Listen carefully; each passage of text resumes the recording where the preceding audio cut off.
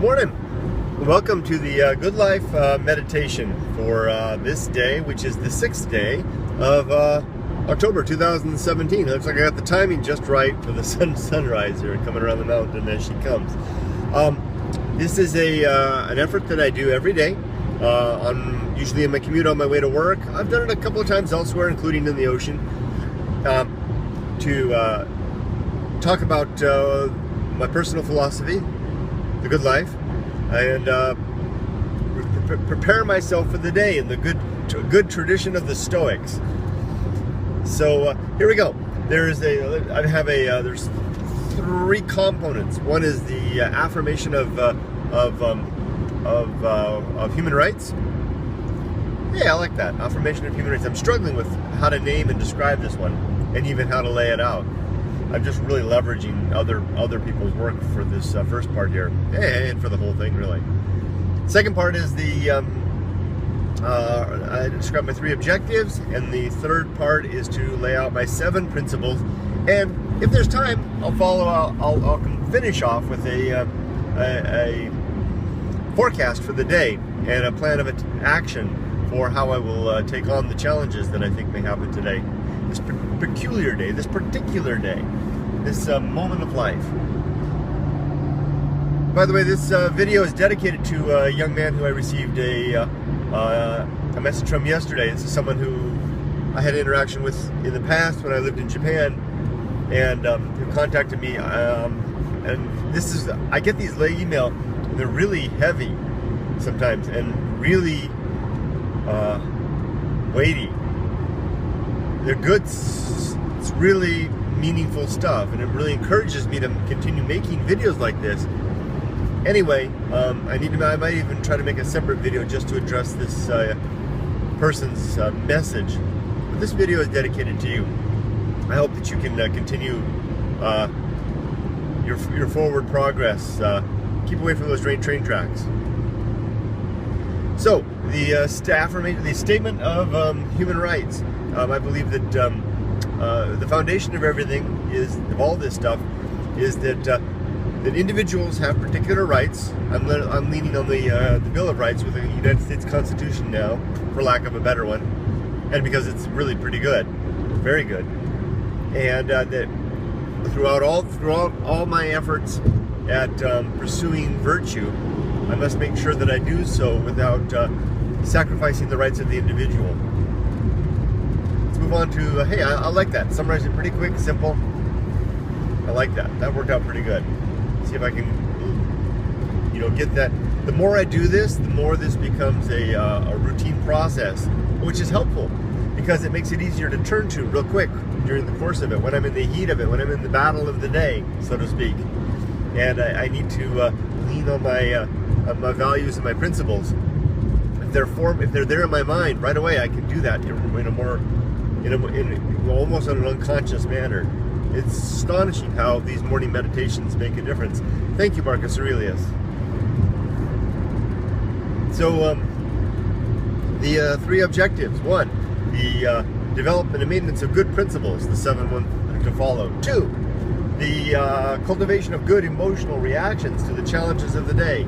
3, the performance of good actions. It's just that simple. Okay, 7 principles. The first is the atomic principle. Everything in the universe is made of bits and pieces that flow and change and transform, and likewise us, we flow and change and transform. What we were yesterday is not what we are today quite, or tomorrow, and pretty soon, not at all. Pardon me, keeping that foremost in my mind, I'm expecting the change. I'm ready. Pardon me, I'm ready for it, and also, pardon me, I'm drinking coffee. Where does this gas come from? And also, it helps me to motivate me to be more, to take more and greater action in the immediate moment. For the capabilities that I have may not last long, like the old saying, "Make hay while the sun shines." The second principle is the principle of nature. All things and beasts and plants and sentient life forms have a particular nature that is a result of their constitution, of their composition and constitution, constitution and experience. And it's worthwhile to categorize, almost like Adam naming everything, to look at everything and point out what is the nature of the tree, what is the nature of a car, what is the nature of the sky or plants or an animal or that neighbor, the woman driving that car up there, what is the nature of myself. I wish I did that more, but I find I don't. I think it would be worthwhile to do that.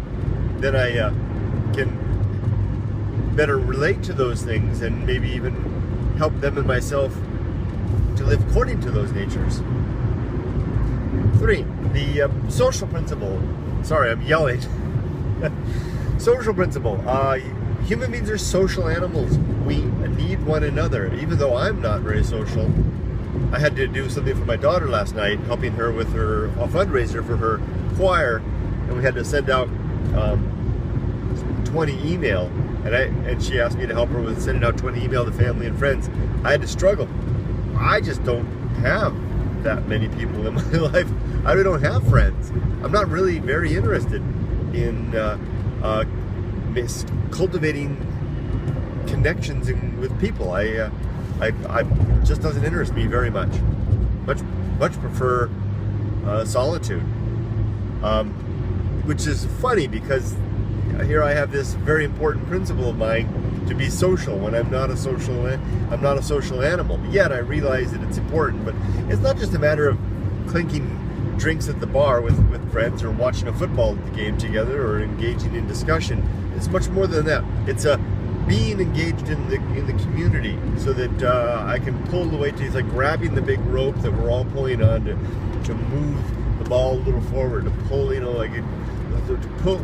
to be part of this thing. Like this freeway, we're all driving along. We're all kind of pursuing a similar end, which is progress and improvements in our own certain ways. And this is really important to do this. I'd much rather be a part of this than a hermit in a cabin in the desert, even though that appeals to me very much. So it's almost against my nature to be a social creature. And I guess that's okay, because I recognize there's great virtue to be found. It's almost like being a miner, right? Like a gold miner. Even though maybe the gold miner would rather live in the big city, he or she goes to the desert to mine the gold, tolerating the hostile environment because of the greater end. You can come up with 1,000 examples of that. And I guess that's what I do every day when I get up at 4:30 in the morning, put on my work clothes, hop in my car and commute to work, where I work hard all day because I'm pursuing these social ends that I feel are very valuable. And that's why I'm also a father and a husband. Yeah. Okay, the next one is temperance, which is nothing more than the exercise of restraint in the face of the desire to consume. Now, there's the base forms of temperance, the simple forms, such as, restraining myself with food, drink, exercise, work, sex, all the things. I say the same thing every day. It's that type of stuff. That's what we usually think of when we think of temperance societies. But the other part that, to me, is actually the more important part is it's not more important, but it's more useful in my effort to be a good social creature and about living in accord with my nature, is the temperance of my emotions. So when I have a course of action that I want to sail with my mind and body through the day, but the circumstances can, like a strong wind can push me aside in one way or another off of course. But by exercising restraint with my emotions, I can keep my course and keep focused. And I'll give you some examples in just a bit. For example, the type of work, just a quick one, the type of work that I do, I'm often ambushed by responsibilities that I didn't know were coming my way, but I've already got a full plate. And it's very easy because I take my work very seriously. And it's hard for me to accept those new responsibilities, knowing that there's just not enough bandwidth in the day and the week to get them all done in a responsible, quality manner. And I get frustrated, and I can get upset, not angry, but really kind of upset and flustered. And Although it's good to express that sometimes, there's better ways to do that. I can let my coworkers know that I'm frustrated or a taskmaster. I'm using that word in a literal sense. Someone who gives me a task, letting them know by if I get flustered at my desk, how am I possibly ever going to do that? That communicates the thing. But it's much better if I can simply, contain myself. Apply what I've just received, put it into my workflow, and then go back and show, here's all the things I've got to do, here's the new thing, there's the X amount of time, Y amount of work, Z is the excess that doesn't exist, how can we balance this out, reprioritize and the like. It's much more productive, much more mature, and a much less stressful way of getting through life. That's really probably the number one thing that I'm doing this for every morning, because work is such a big part of my day. And it really, really works. Boy, although sometimes I get ambushed still, but for the most part, I am much better at getting through the day since I started doing this than I was before. That's temperance. And I'm not just after making my own life easy. I'm really after being a more efficient and better cog in this apparatus of society to improve social ends and really, in the long run, to increase the net gain of virtue. Next is the Great Indifference. The Great Indifference is just my recognition that I don't see any good evidence that there's anything like a God that exists, or there's any ascension, spirit, life, force, intelligence in the universe that gives a dang about us. All we seem to have is one another, and maybe our dogs and our cats, and goldfish, and some people like snakes, and the rest of the planet. And if we want to find solace, if we want to create good laws, if we want to exercise virtue, we need to do it as a cooperative team, not appealing to an authoritative, dictatorial. I mean that. I don't mean that in the way it may come out. I mean by that in terms of the fact that religions often are prescriptive. It's sort of they describe here are the laws, here are the guidelines, and they're not open to question. This is why you get religions killing one another, because there's no room for argument, there's no room for discussion. But if we work with each other as fallible, imperfect human beings, we can recognize that, hey, yeah, maybe there's some wiggle room in my values, in my ethics, and maybe that these things are malleable and do indeed change over time as more information is provided. And that isn't a bad thing, that values are not absolute. Thank goodness we don't have the values now that we had in the medieval period, that we've acquired new information, brought it into the system, and allowed us to change and adjust and become more ethical and better people. Even though a lot of people think it's not the case, it is indeed. We're living in the most peaceful, benevolent period of human history. It's a good thing. So that's the principle of the Great Indifference, which I need to say one more thing about that. The reason I call it the Great Indifference comes from my own experience of going into really wild places, and where I'm really alone and looking out and seeing the emptiness that's out there, that the universe is devoid of that mindful sentience that seems to look over us.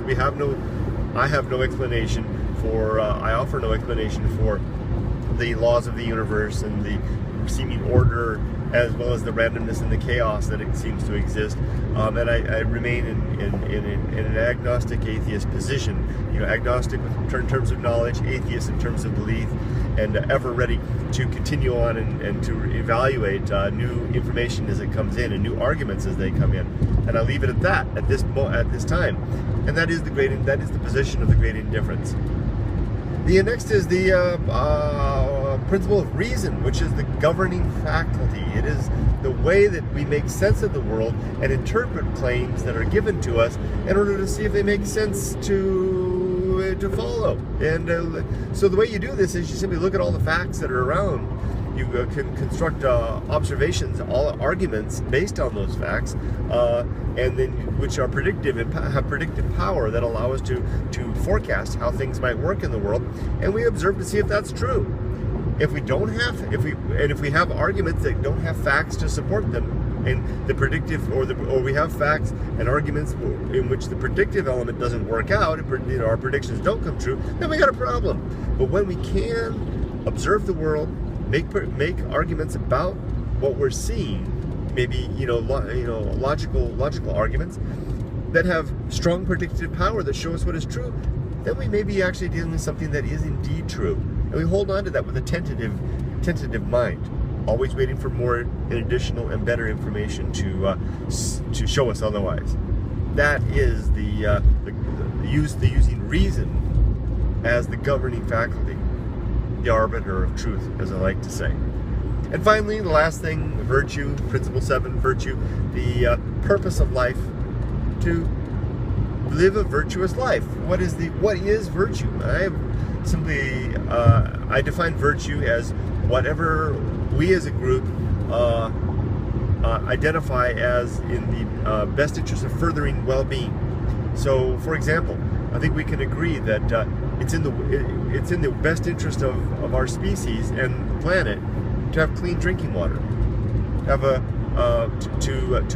for us to provide the best and most comprehensive education for our children, to have good, affordable medical care to others, to encourage freedom of religion and thought, and to allow the free movement of individuals without undue restriction on activities. These things basically promote the welfare of the welfare. I'm not using the word like in the other meaning. I mean the well-being of individuals. And we can look at if you and I agree that improving the well-being of individuals, communities, our species, and the planet in general. If that's a good thing, then we have something to apply an objective measure for what are virtuous acts. We can really use reason to discover what is good and what is bad. And that's a powerful position to be in, a very real position, and a real way of looking at the world, and an operating principle in the world. So that is reason, I'm going to bite my lip, as the arbiter of truth. And reason, to use it in virtue, so I got those two confused. Virtue, that is virtue, which is the purpose of life and can be achieved, and it falls like rain in the path of the man or woman who lives their lives, recognizing that everything is made of bits and pieces, transitory in nature, ever changing, including ourselves. That we have a nature of our own, and that we live our best lives, or live just trying to discover, cultivate, and understand and abide that nature. Pursuing social ends is the highest form of good, and also exercising restraint, temperance, as a shortcut to virtue, because consumption doesn't give any virtue in of its own right. It's no good in just consuming. There's some pleasure in just consuming, but it isn't necessarily good. But there is immediate, tangible, almost tactile good. You can almost feel it when you exercise restraint, because it's like you're building your muscles, your whatever kind of temperance muscles you can have, temperance musculature that might exist in activity of exercising restraint, and then seeing that the universe, apparently we just have one another, and then using reason as the governing faculty. The last part didn't flow as nicely as it does sometimes. Kind of blah, blah, blah, blah, blah. But usually at the end of this, I try to come back around after I talk about the virtue, and say virtue is the purpose of life, and then flow back to the beginning and quickly go through all 7 principles, saying how that if you do those things, that yields a virtuous life. Finally, I'm up to 19 minutes. Let me just forecast the day. Today I have not as many meetings as I thought I would have. Meetings are the tricky ones for me, because that's typically where I get new assignments. And so I do have one challenging meeting today where we need to lay out a timeline for a project, having already identified the scope of the project. And I'm a little anxious because I'm afraid that it's going to yield a result, a forecast for how much time it'll take to do the project that'll be way more than our stakeholders want. Yet, as a project manager, that's my job to deal with, to tease out the reality of what needs to be done, and then lay that out identify the resources and lay that out into a timeline to show what really can be done and when it can be really done and how many resources are required to do it. See, I'm already feeling the anxiety, and work's just right up here. I gotta sign off. So I'm going to handle that by going into this with a recognition that the answer that this meeting is not going to yield a pretty picture. This meeting is going to yield, but it will yield a real picture. And in the end, that's my duty.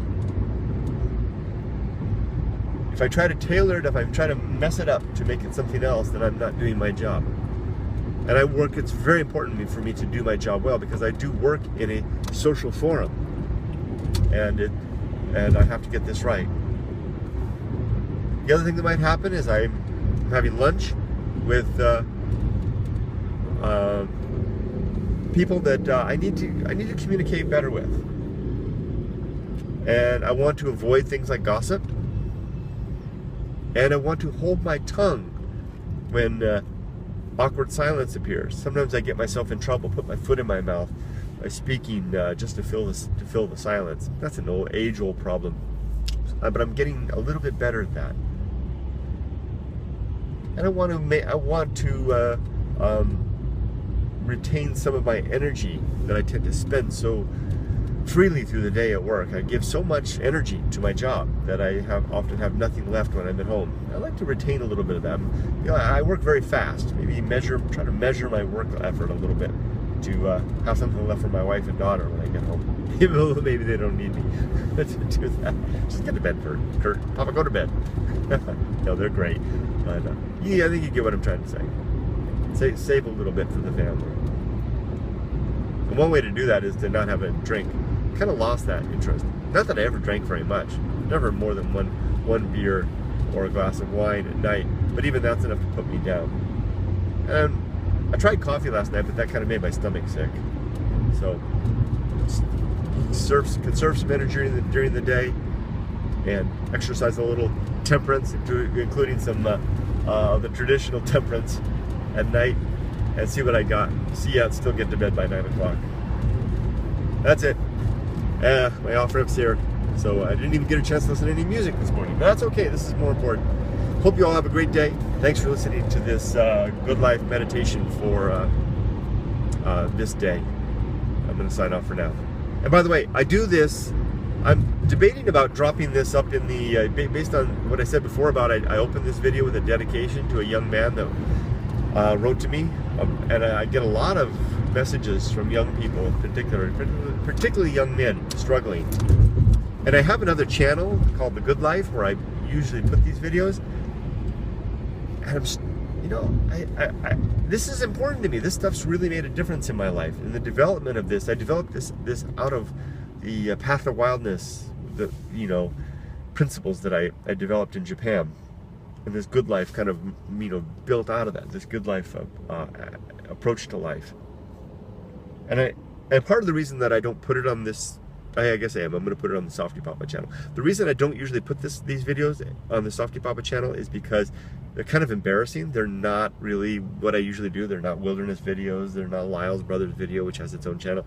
They're just this. They're this, right? It's almost like I'm having a talk with myself. And I didn't really do these to share with anybody. I just did it because when I turn the camera on, I do a better job.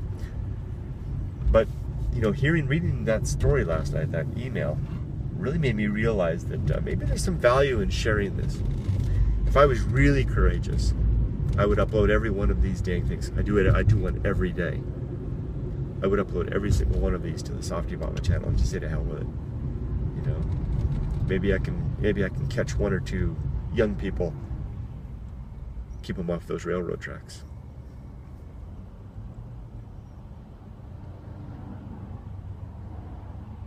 Yeah, this one's going on the softypapa channel.